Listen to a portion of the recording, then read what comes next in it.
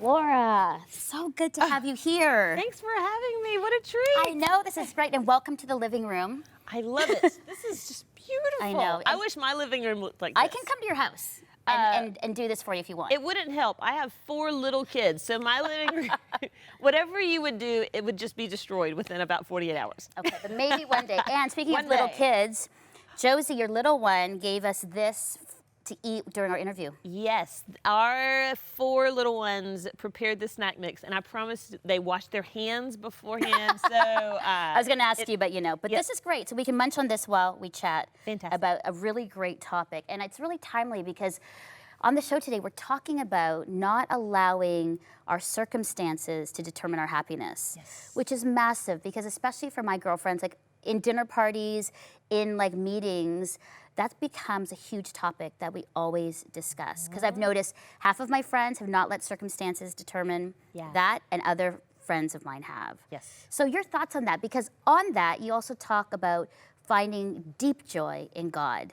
And I want some how-tos. But let's talk about that. Why do we allow circumstances to determine our happiness? Well, I think it's human nature, and for a long time, where do I even begin? So part of my story is my husband, when we were married just 2 years, was diagnosed with a brain tumor.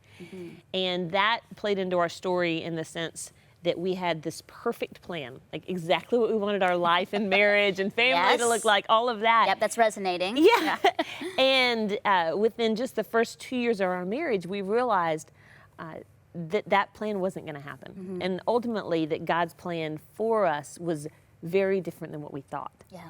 And anyone that has, whether that kind of traumatic situation or just life turning out a little bit different than they thought, they have the choice of being bitter and continuing to be resentful over the fact that their life didn't turn out the way they wanted, or they have a choice to say, this wasn't my plan, but it doesn't mean that I can't learn something from it, and it doesn't mean that I can't have joy in the midst of it.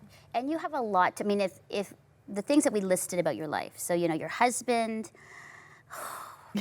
and then It's a lot. It's a lot. And I say that I have this, the failed adoption, a miscarriage, surgery for your son. I mean, these are things that for many people would take them out. Yeah. And they would be bitter and angry at God or angry at, anybody else, blaming themselves or blaming others. And they would sit and go, you know what, I'm going to be bitter, and I have a right to do it. Yeah. Well, and part of it, I think there's the choosing joy. The scriptures talk about rejoice in all things, but there's also, I had to learn to mourn those things as well. Learn that those losses, that it's not unchristian to hurt over loss and to be disappointed when God's plan looks very different than our own. I think about King David, who wrote Psalms just weeping and talking about the sadness he felt, and those validate. As women, we should read those and say it's good for us to verbalize the pain that we're going through, rather than just saying, oh, it wasn't a big deal. Well, that's actually good. We should actually have grieving and mourning parties. And when I say parties, I mean like if there are moments, I think that we need to look those head on and actually acknowledge them and say that actually really sucks. Well, the Old Testament people of God, they called that lament. Yeah. And they did that. They would come together to lament, basically to call hurt. That's good and so healthy. Yeah. One of the things that I love about your own story as you talk about this is also that sense of, which I think is you're going to be speaking to me about this issue of control, because that ties in. Yes. Right? So when we are disappointed by circumstances, it's because it was out of our control. Yes. And we couldn't control the circumstances, and therefore people like me that are control freaks have meltdowns and issues about that. Yes, and right? and on some level, I don't know if this is a female thing, I think it's an everyone thing. Okay. But especially we as women, we think if I can just gain a little more control over my time, my finances, my future, my children, if I could just gain... That's where I am right now. But whether your kids... We all took a pause about that, especially when you said children. And whether your kids are, little ones, or whether your kids are adults now, we just think if we could control the people in our life, the things in our life a little bit more, then we could have peace. But the Right. scriptures actually teach the opposite. It's that when we learn to let go and trust Yes. God with those things, that's when there's a peace that comes the scriptures say it surpasses all understanding. Basically, you can't understand it. It doesn't necessarily make sense to say, I'm going to let go of these things and I'm going to feel more peace because of it. But the truth is, if we're letting go of them out of our hands into God's more trustworthy hands, then there is a solid peace we can have knowing that He loves us and knowing that He's more capable Right. of carrying these things than we are. So there are people, and even myself, that say, that sounds great in Yeah. theory, but how do you actually give over your control As, to God? as soon as you figure it out, let me know. Because I've just written this book about it, and I still... So you've I written the still book don't and you're really still know. like, I don't know. I wrote the book, you Yeah. guys, but I'm still... Well, it's funny out talking about this book. It's I give up, but I feel like I'm like the worst person at this. But I'm trying, and I keep trying. And because surrender, it's not this thing where you say, okay, I surrender, I give up. It's more something that you make a decision that you're going to live your life with that posture. And so in every decision, Yeah. every relationship, every day, every moment, you're constantly saying, not my will, but yours be done, Lord. And at some point in time, the more you exercise that muscle, the easier it is just to go from a place of having clenched fists to a place of open hands. And that's important to be reminded of, because as I get older, I realize that I have less control over situations and circumstances. Yes. Even though I'm like, wait a second, and a lot of my life I'm trying to control situations, work, home, relationships. Yes. But the older I get, I've noticed that it's like I have less control. Yes, and the control we thought we had was really a facade. Well, and I think Right. about what I spend my brain power working on. Am I fixating on things that are outside of my control?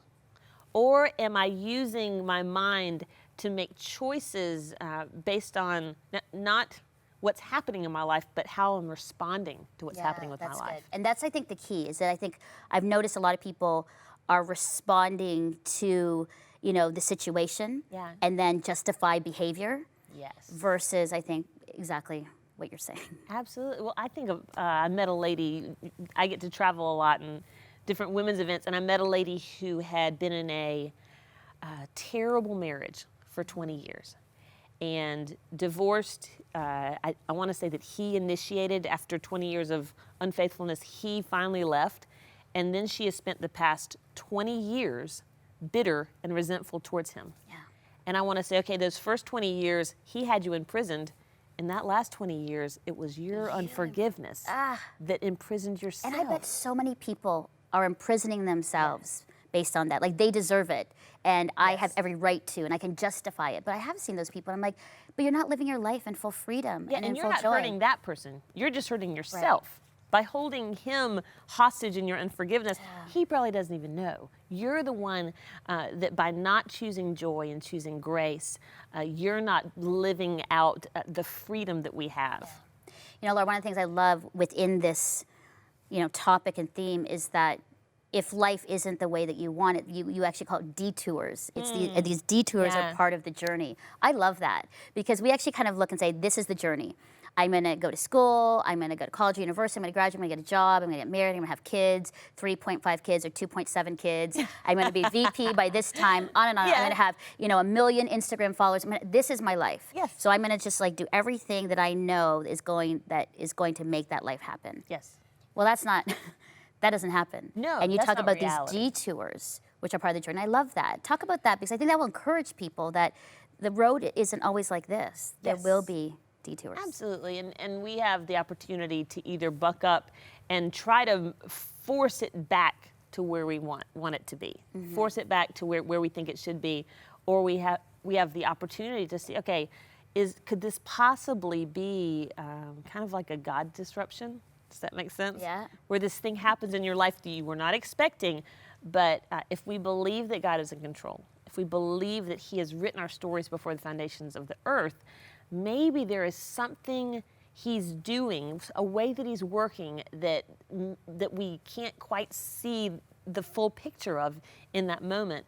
But He's always, when you think about from the scriptures, He's a faithful God. Yeah. And I want to have the faith to believe that his plan is good, even when it's taking that detour that I don't really understand. Yeah. Favorite verse that gets you through? Whew. So you've talked about, like I give up, letting go of control, detours, but a favorite verse that helps you, grounds you as you go about this crazy life. Oh, I'd say one that I always come back to. Keep talking, I'm just going to Hey, you bite. just... While you say that.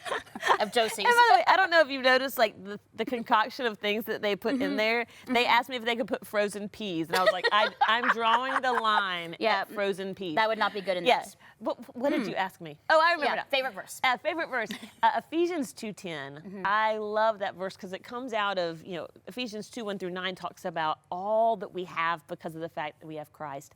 And then it says, we are his workmanship, created in Christ Jesus for good works, prepared beforehand that we should walk in them. And it's this beautiful picture of, it's not just that we were created uniquely by God, which is amazing. And I'm always wanting women to believe that you are enough. You were created perfectly and uniquely by God.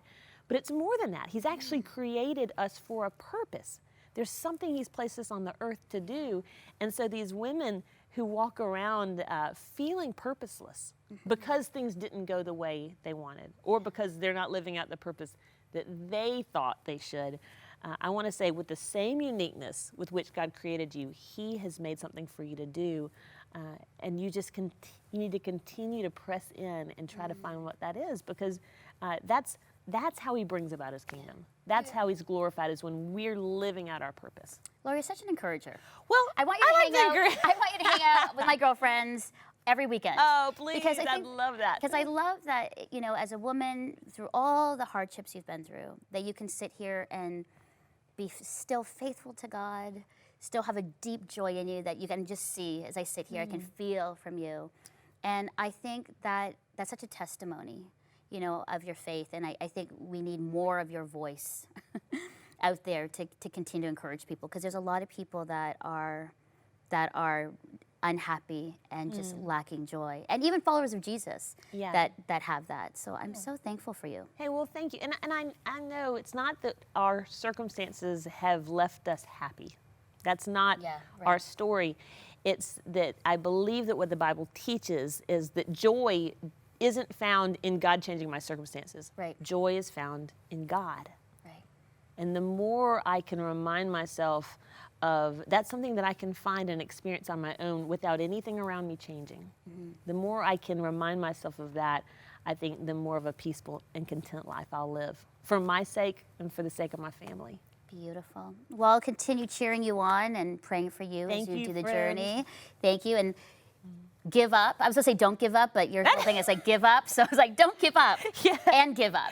That's what Josie, maker of the snack mix, she said, it's called I Give Up, like I quit.